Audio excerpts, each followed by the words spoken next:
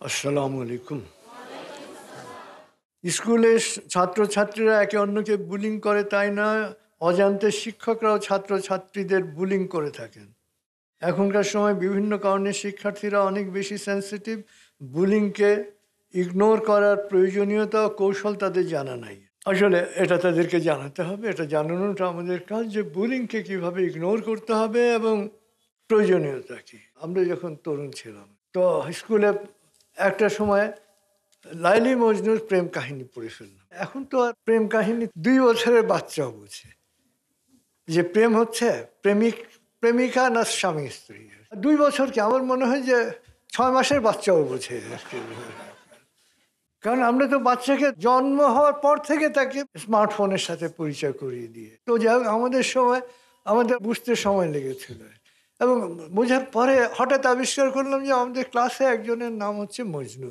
তো মানে সবাই তো খোঁচাখুচির বুলিং করার লোক তখনও ছিল। ব্যাস 3-4 জন লেগে গেল। হ্যাঁ, তাকে দেখলে মজনু তোর লাইলি কই।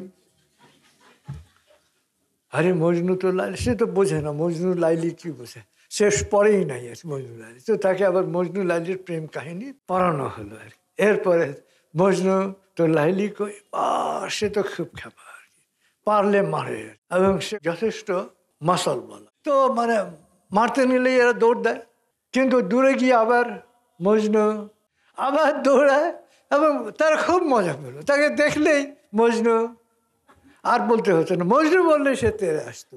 এখন কয়েকদিন এরকম গেল, তারপর নিশ্চয়ই কারোর সাথে তার কথা টথা হয়েছে। এরপর যেই বলে মজনু, যতই বলুক মজনু তো লাইলি কই, তার কোনো মানে কোনো রিয়াকশন নেই।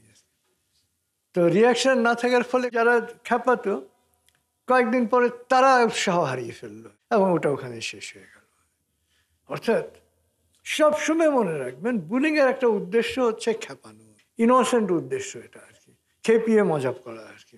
অর্থাৎ যাকে বুলিং করা হচ্ছে তার ক্ষতি করা না, তাকে মজার পাত্র করা, তাকে নিয়ে মজা করা। তো কি হবে, আপনি তাকে মজা দেবেন না আর কি, হাসেন, রিয়্যাক্ট করবেন না, তাহলেই দেখবেন যে কেউ আপনাকে খেপাচ্ছে না।